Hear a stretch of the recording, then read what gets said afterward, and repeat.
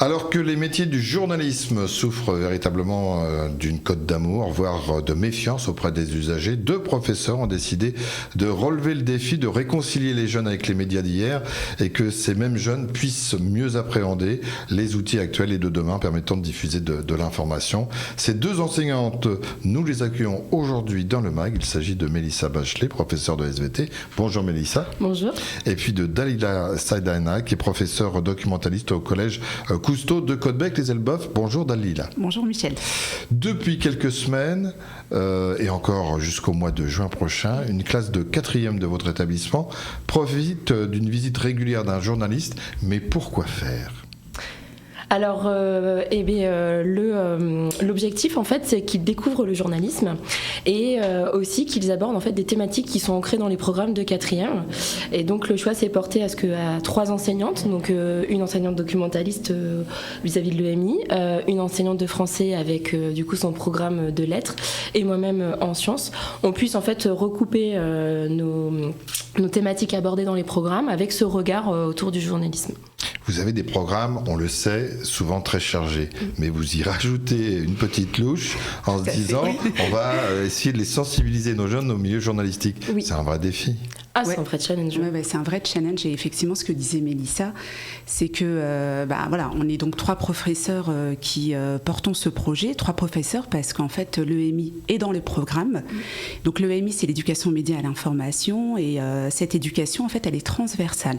Donc ça veut dire que tout enseignant, qu'on soit professeur de français, professeur documentaliste ou professeur d'SVT, on a donc en fait les compétences pour pouvoir enseigner cette éducation puisqu'elle est déployée dans toutes les disciplines. Mais on pourrait penser que le sport, le cinéma, les vidéos vont tout de suite sensibiliser les jeunes. Vous dites non, on va plutôt aller sur le domaine de l'information avec les journalistes. Je pense que c'est aujourd'hui on est quand même dans on vit dans une société de l'information à l'heure d'internet, des réseaux sociaux. C'est presque indispensable aujourd'hui en fait de sensibiliser nos jeunes, les élèves à cette société dite de l'information. De pouvoir aussi mieux appréhender en fait les médias, le métier de journaliste, leur faire comprendre en fait le métier de journaliste également, leur montrer la diversité de la presse, l'hétérogénéité de la presse également. Et puis moi aussi ce qui m'intéressait, par exemple dans ma discipline, quand je leur fais découvrir des publications scientifiques par exemple, j'essaie de leur expliquer comment on construit une publication, le travail qu'il y a avant, sur le fait d'aller chercher différentes sources, de recouper l'information, puis après d'avoir un esprit de synthèse pour construire après un article, donc on est purement dans le journalisme. Et donc c'est vrai que moi j'avais à cœur de leur montrer aussi comment on aboutissait à une chronique ou une publication scientifique. Là je parle de la science, mais du coup ça s'ouvre à tout le reste. Oui, bien sûr. Et ça permet aussi de mettre les élèves dans un autre contexte que le contexte classe. Et ça c'est très intéressant pour eux, tout comme pour nous. Alors c'est un grand changement je pense pour eux, parce que de leur façon de s'informer en général, elle est quasiment tournée autour du téléphone portable où on scrolle, où on confond d'ailleurs un peu communication, propagande et s'informer. Oui. Ils commencent à voir les différences, vos élèves ? Oui, je trouve. Moi ils m'en reparlent en classe et du coup ils commencent à s'ouvrir à d'autres sources d'informations. Ne serait-ce que quand vous leur avez demandé en fait quelles sont les 3 actus de la veille ou du moment. Effectivement, on a été quand même interroger les élèves et puis on a vu que c'est pas des actus qui ont été trouvés sur les réseaux sociaux, mais c'est plutôt le JT du 20h le soir avec les parents. Donc il y a un intérêt par rapport à l'actualité ambiante qui dépasse, j'allais dire, sa classe ou son quartier. Exactement. Complètement. Oui. Tout à fait, complètement. Qu'est-ce qui peut être compliqué pour eux ? Je pense que ce qui est compliqué pour certains, c'est après le passage face à la caméra. Donc il y a plusieurs étapes. D'abord, on les sensibilise à l'information, c'est quoi le journaliste, regardez, vous pouvez en faire et ceci et cela. Ensuite, il y a il cause dans le micro. Exactement. Il faut qu'il trouve des choses à dire, ce qui n'est pas toujours évident. Donc, il y a la fabrication de l'information aussi, avec les petites recherches documentaires qu'ils ont dû faire la semaine dernière. Mais effectivement, il y a aussi le passage, c'est jamais facile d'être derrière un micro, face à une caméra, d'aller interviewer. Exactement. Complètement. Et puis on en est témoin. Tout à fait. Mais non, voilà, c'est un super projet et effectivement, voilà, de pouvoir mener ce type de projet et puis d'avoir en fait des professionnels, voilà, des vrais journalistes. Je pense que c'est une belle opportunité pour nos élèves. Peut-être que certains n'auront plus cette opportunité-là. Moi, je leur souhaite d'avoir d'autres projets, que ce soit en lycée ou encore au collège. Mais effectivement, oui, je pense qu'aujourd'hui, c'est vraiment indispensable. Alors, il y a la phase sensibilisation, il y a la phase découverte et puis il y a la phase rendu. C'est ça aussi qui peut à la fois autant les exciter que leur faire peur. C'est qu'à la fin, au mois de juin, ils vont présenter quelque mais Oui.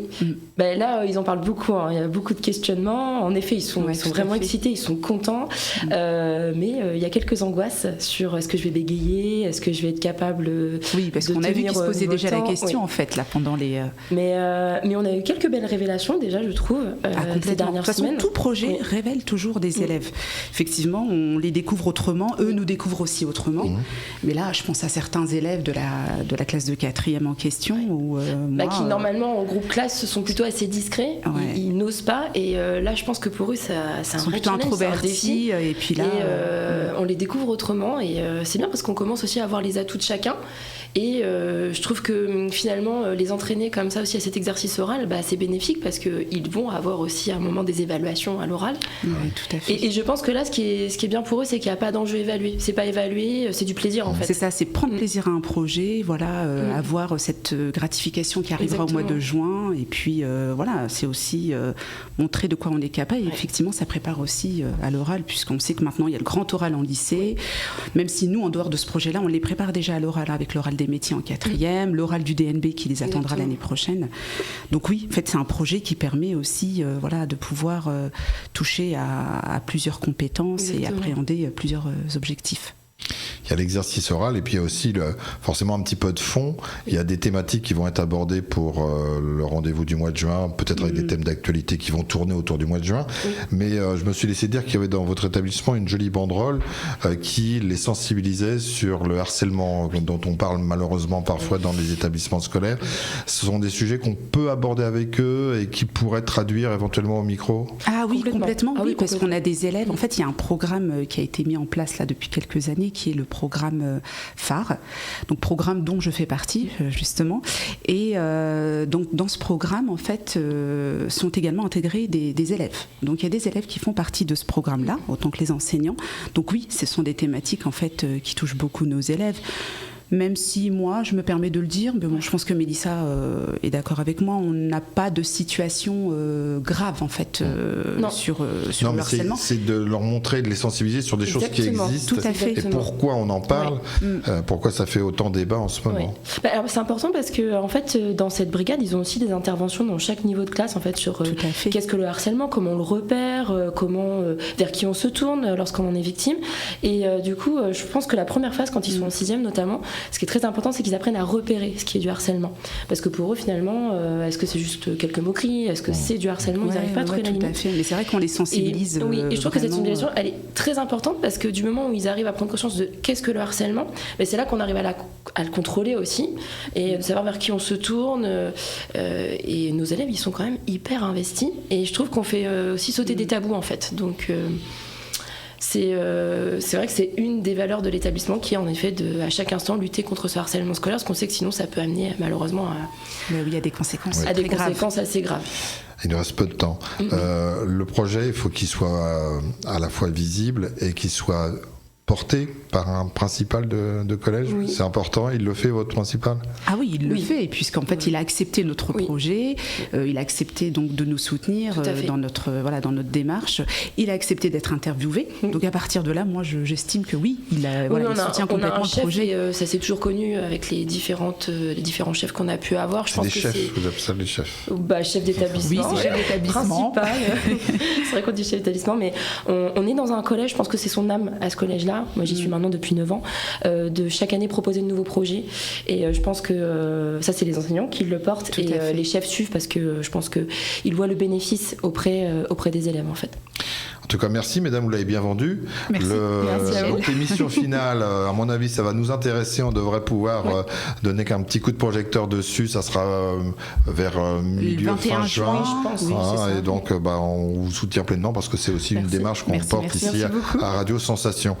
Si vous souhaitez revoir ce magazine, et je n'en doute pas, et surtout le partager, vous avez nos podcasts habituels. Et puis sinon, le lien que vous connaissez bien, mais je vous le rappelle, à radiosensation.fr. Merci.